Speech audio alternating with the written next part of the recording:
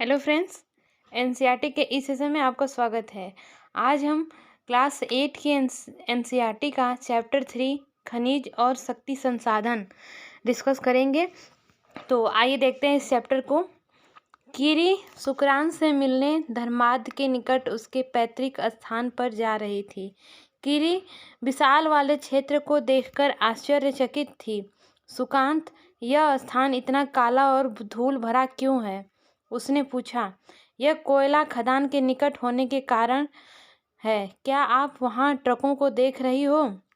ये सभी खनिज कोयले को ले जा रहे हैं, सुकांत ने उत्तर दिया। खनिज क्या है? कीरी पूछती है। सुकांत कहता है, क्या आपने कभी नानबाई को बिस्कुट बनाते हुए देखा है? उसमें आटा, दूध, चीनी और कभी कभी अंडे को भी मिलाया जाता है। जब आप पके हुए बिस्कुट खाते हैं तो आप इनके अवयवों को पृथक रूप में देख सकते हैं। जिस प्रकार बिस्कुट में मिली हुई कोई वस्तु को आप नहीं देख सकती, उसी प्रकार इस पृथ्वी पर चट्टानों में कई पदार्थ मिले होते हैं जो खनिज कहलाते हैं। ये खनिज पृथ्वी की चट्टान परवटी पर सभी जगह फैले हुए हैं। प्राकृतिक रूप से प्राप्त होने वाला पदार्थ जिसका निश्चित रासायनिक संगठन हो, वह खनिज कहलाता है। खनिज सभी स्थानों पर समान रूप से वितरित नहीं किए जा सकते। वे किसी विशेष क्षेत्र में या शैल समूहों में संकेंद्रित होते हैं।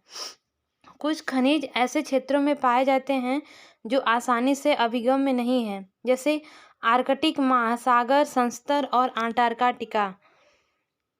क्या आप जानते हैं, आपके भोजन में नमक और आपकी पेंसिल में ग्रेफाइट भी एक खनिज है। खनिज विभिन्न प्रकार के भूवैज्ञानिक परिवेश में अलग अलग दशाओं में निर्मित होते हैं।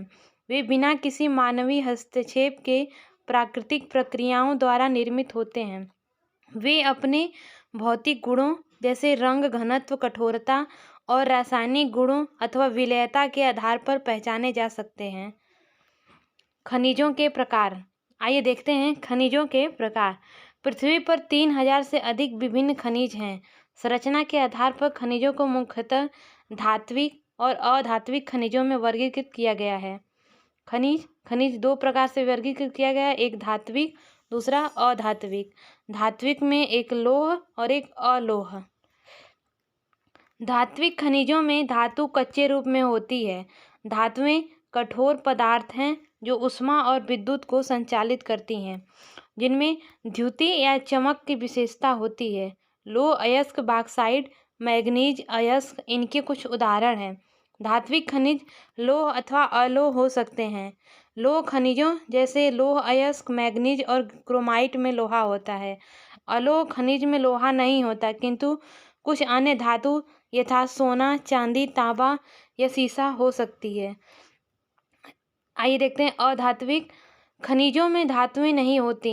चूना, पत्थर, अभ्रक और जिप्सम इन खनिजों के उदाहरण हैं।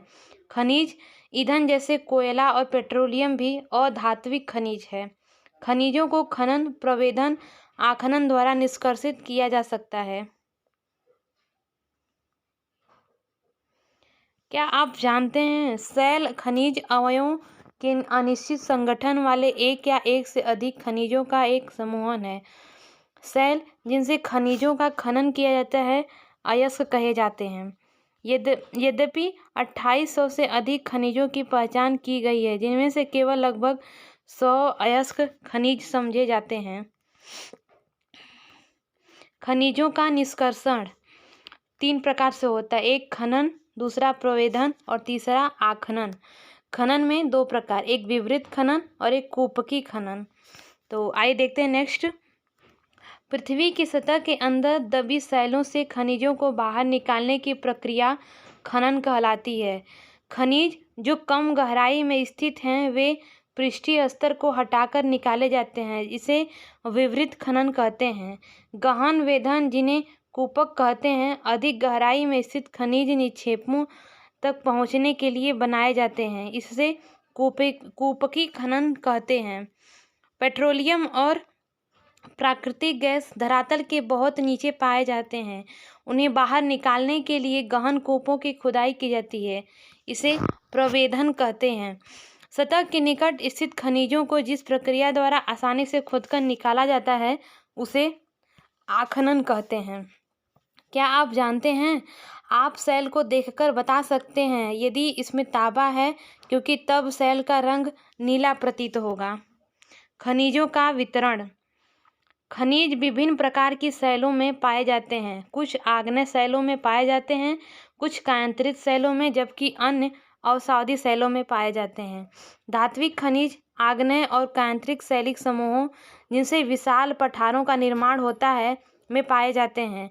उत्तरी स्वीडन में लौह अयस्क, ओंटारियो कनाडा में तांबा और निकेल के निक्षेप, दक्षिण अफ्रीका में लोहा, निकेल, क्रोमाइट और प्लेटिनम आग्नेय और कायांतरित सेलों में पाए जाने वाले खनिजों के उदाहरण हैं। मैदानों और नवीन वलित पर्वतों के अवसादी सेल समूहों में अधात्विक खनिज जैसे चूना पत्थर पाए जाते हैं। फ्रांस के काकेशस प्रदेश के चूना पत्थर निक्षेप, जॉर्जिया और यूक्रेन के मैग्नीज निक्षेप और अल्जीरिया के फास्फेट संस्तर इसके कुछ उदाहरण हैं। खनिज ईंधन जैसे कोयला और पेट्रोलियम भी अवसादी स्तर में पाए जाते हैं।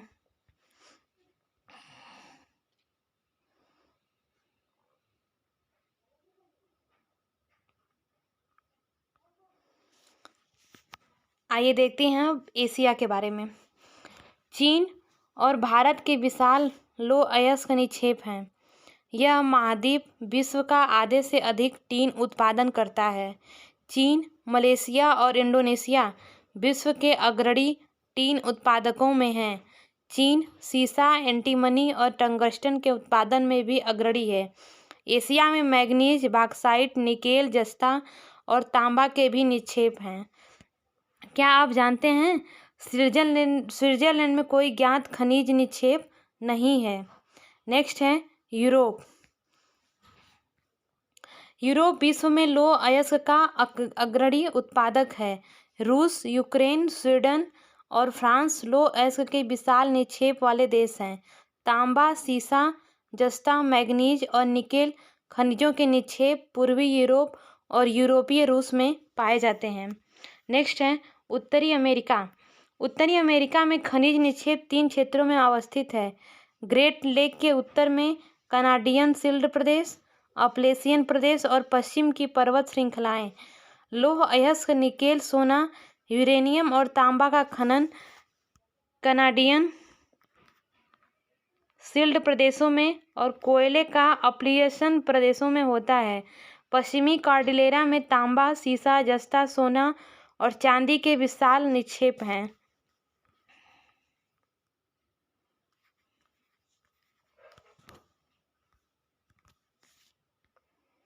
नेक्स्ट है दक्षिण अमेरिका। ब्राजील विश्व में उच्च कोटि के लौह अयस्क का सबसे बड़ा उत्पादक है। चिली और पेरू तांबे के अग्रणी उत्पादक हैं। ब्राजील और बोलीविया विश्व में टीन के सबसे बड़े उत्पादकों में से हैं।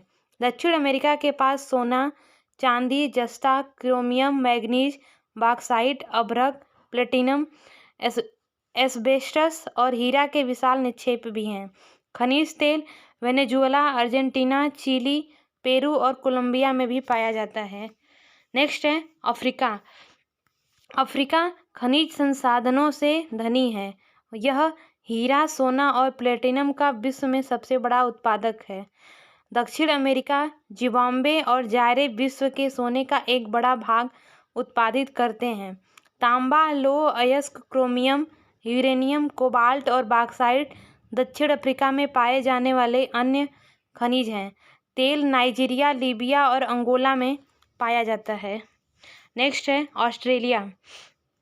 ऑस्ट्रेलिया विश्व में बॉक्साइट का सबसे बड़ा उत्पादक है। यह सोना, हीरा, लौह अयस्क, टीन और निकेल का अग्रणी उत्पादक है। यह तांबा, सीसा, जस्ता और मैग्नीज में भी संपन्न है। पश्चिम ऑस्ट्रेलिया के कालगुरली और कूलगार्डी में क्षेत्रों में सोने के सबसे बड़े निक्षेप हैं। क्या आप जानते हैं, हरा हीरा एक दुर्लभतम हीरा है। विश्व की प्राचीनतम सेलें पश्चिमी ऑस्ट्रेलिया में हैं। वे 430 करोड़ वर्ष पूर्व बने, पृथ्वी के निर्माण के मात्र 30 करोड़ वर्ष पश्चात। नेक्स्ट है अंटार्कटिका। विभिन्न खनिज निक्षेपों पूर्वानुमान से कुछ संभवतः विशाल के लिए अंटार्कटिका का भूविज्ञान पर्याप्त रूप से सुप्रसिद्ध है। ट्रांस अंटार्कटिक पर्वत में कोयले और पूर्वी अंटार्कटिक में प्रिंस चार्ल्स पर्वत के निकट लोहे के महत्वपूर्ण मात्रा में निक्षेपों का पूर्वानुमान किया गया है। लौह अयस्क, सोना, चांदी और तेल भी वाणिज्यिक मात्रा में उपलब्ध हैं। आइए देखें खनिजों का उपयोग। खनिजों का उपयोग कई उद्योगों में होता है। रत्नों के लिए प्रयोग किए जाने वाले खनिज प्रायः कठोर होते हैं। उन्हें आभूषण बनाने के लिए विभिन्न शैलियों में जला जाता है। तांबा एक अन्य धातु है जिसका उपयोग सिक्के से लेकर पाइप तक प्रत्येक वस्तु में किया जाता है। कंप्यूटर उद्योग में प्रयुक्त होने वाला सिलिकॉन क्वार्ट्ज से प्राप्त किया जाता है। एल्युमिनियम, जिसे उसके अयस्क बॉक्साइट से प्राप्त किया जाता है, का उपयोग ऑटोमोबाइल और हवाई जहाज, बोतलबंदी उद्योग, भवन निर्माण और रसोई के बर्तन तक में होता है। आइए देखें खनिजों का संरक्षण। खनिज अनवीकरणीय संसाधन है। खनिजों के निर्माण और संचयन में हजारों वर्ष लगते हैं। मानवीय उपभोग की दर की तुलना में निर्माण की दर बहुत धीमी है। खनन की प्रक्रिया में बर्बादी को घटाना आवश्यक है। धातुओं का पुनर्चक्रण एक अन्य तरीका है जिससे खनिज संसाधनों को संरक्षित किया जा सकता है।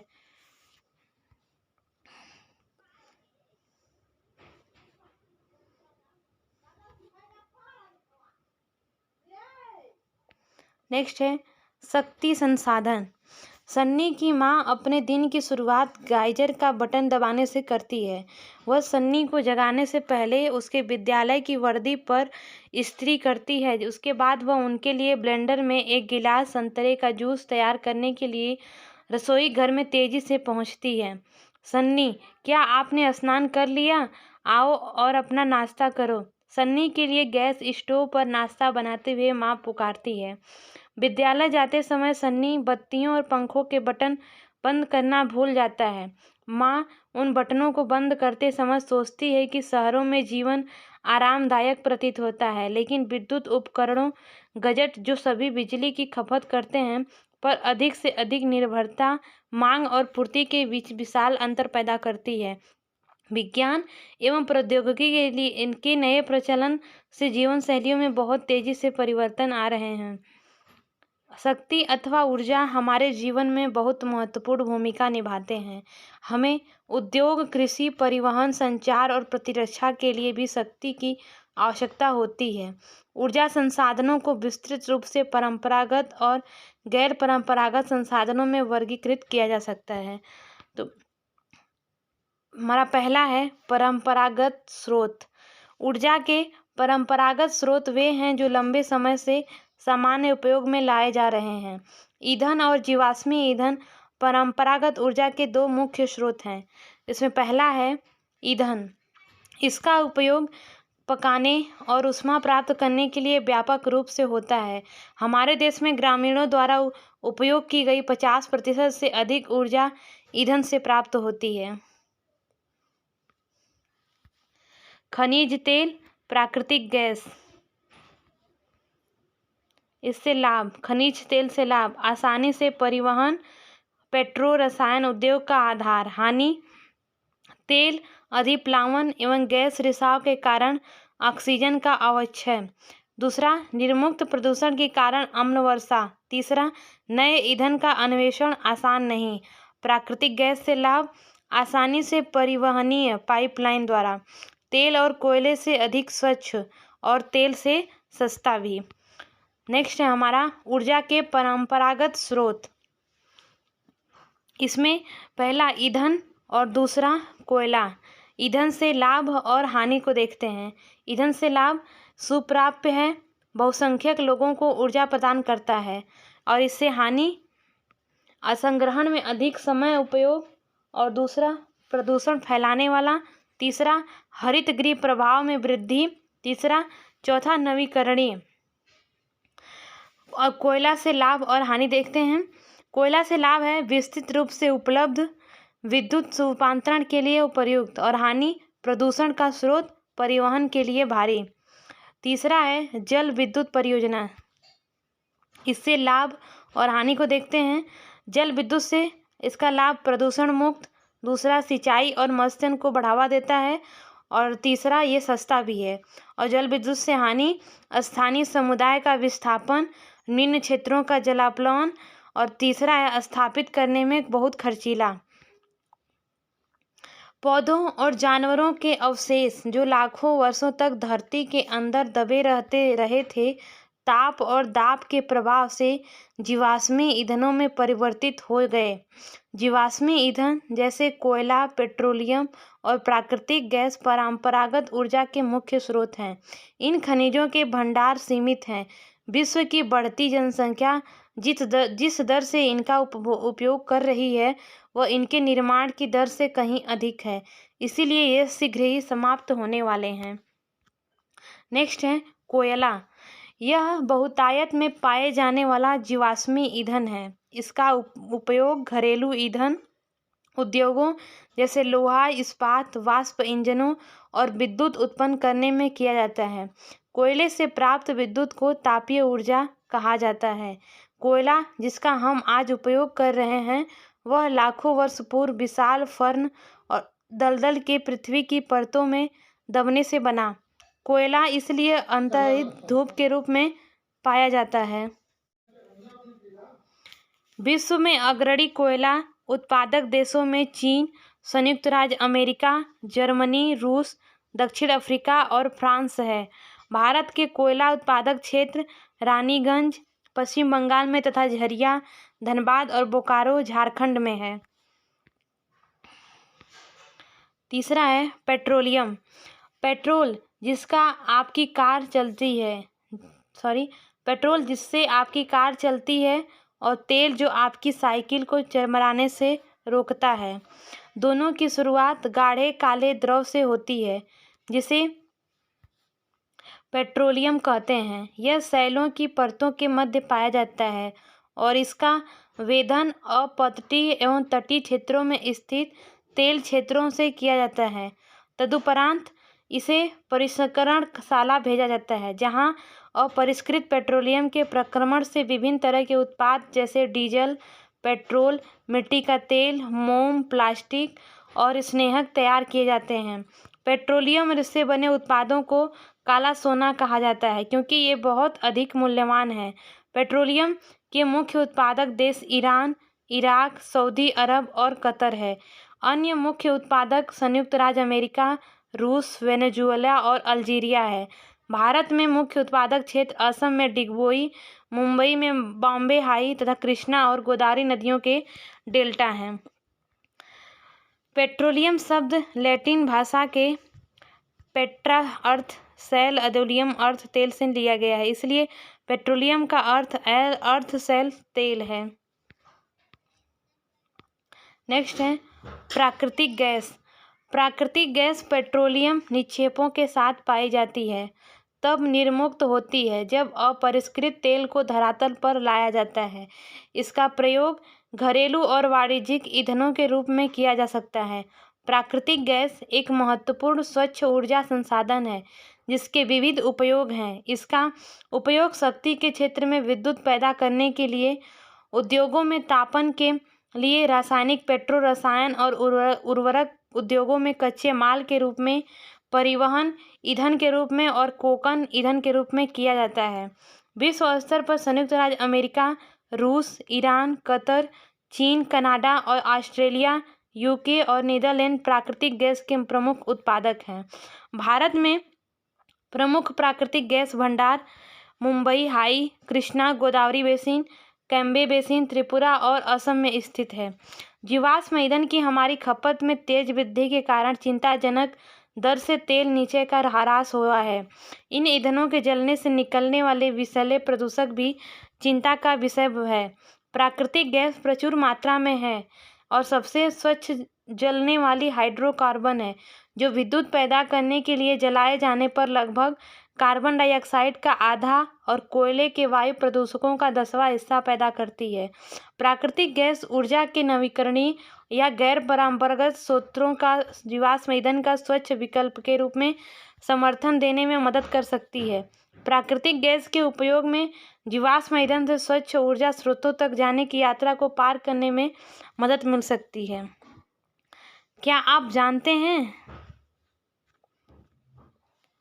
संपीड़ित प्राकृतिक गैस यानी सीएनजी एक प्रचलित पर्यावरण हितैषी ऑटोमोबाइल ईंधन है, क्योंकि यह पेट्रोलियम और डीजल की तुलना में कम प्रदूषण करती है। नेक्स्ट है जल विद्युत। बांधों में वर्षा का जल अथवा नदी जल ऊंचाई से गिराने के लिए संग्रहित किया जाता है।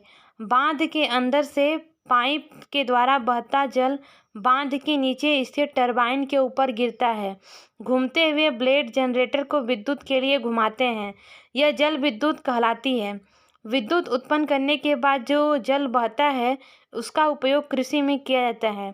विश्व की ऊर्जा का 1/4 हिस्सा जल विद्युत से उत्पन्न होता है। विश्व में जल विद्युत के अग्रणी उत्पादक देश पराग्वे, नॉर्वे, ब्राजील और चीन हैं। भारत में कुछ महत्वपूर्ण जल विद्युत केंद्र भाखड़ा नांगल, गांधी सागर, नागार्जुन सागर और दामोदर नदी घाटी परियोजनाएं हैं। क्या आप जानते हैं विश्व का पहला जल विद्युत उत्पन्न करने वाला देश नॉर्वे था।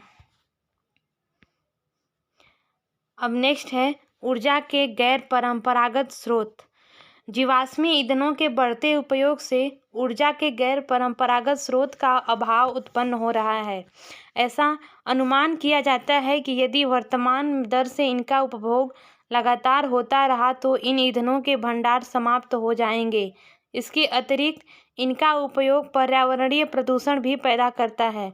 इसलिए गैर परंपरागत स्रोत जैसे सौर ऊर्जा, पवन ऊर्जा, ज्वारीय ऊर्जा जो कि नवीकरणीय है के उपयोग की आवश्यकता है। पहला है सौर ऊर्जा। सूर्य की ऊष्मा और प्रकाश ऊर्जा हमारे द्वारा प्रतिदिन अनुभव की जा सकती है। सूर्य से प्राप्त सौर ऊर्जा सौर सेलों में विद्युत उत्पन्न करने के लिए प्रयोग की जा सकती है। इनमें से कई सेलों को सौर पैनलों से तापन व प्रकाश के लिए शक्ति उत्पन्न करने के लिए जोड़ा जाता है। धूप की प्रचुरता वाले उष्ण कटिबंधीय देशों के लिए सौर ऊर्जा के उपयोग की प्रौद्योगिकी बहुत लाभदायक है। सौर ऊर्जा उपयोग का सौर तापक, सौर कुकर, सोलर ड्रायर के साथ साथ समुदाय को रोशनी देने और यातायात संकेतों में भी होता है।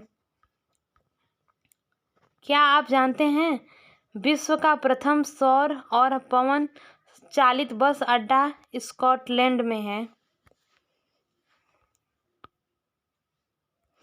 पवन ऊर्जा से लाभ और हानि को देखते हैं। पवन ऊर्जा से लाभ प्रदूषण मुक्त, दूसरा एक बार स्थापित हो जाने पर विद्युत उत्पादन की कम लागत, तीसरा सुरक्षित और साफ। पवन ऊर्जा से हानि में पहला ध्वनि प्रदूषण, पवन चक्कियों को स्थापित करना महंगा, तीसरा रेडियो एवं दूरदर्शन के प्रसारण संकेतों में व्यवधान, चौथा पक्षियों के लिए हानिकारक। सौर ऊर्जा से लाभ और हानि। सौर ऊर्जा से लाभ असमाप्य, दूसरा प्रदूषण मुक्त। सौर ऊर्जा से हानि खर्चीला, स्रोत के विसरित होने से ऊर्जा की बर्बादी। ज्वारीय ऊर्जा से लाभ और हानि, तो लाभ में है प्रदूषण मुक्त और दूसरा असमाप्य। ज्वारीय ऊर्जा से हानि वन्य जीवन आवास का नष्ट होना, दोहन में कठिन।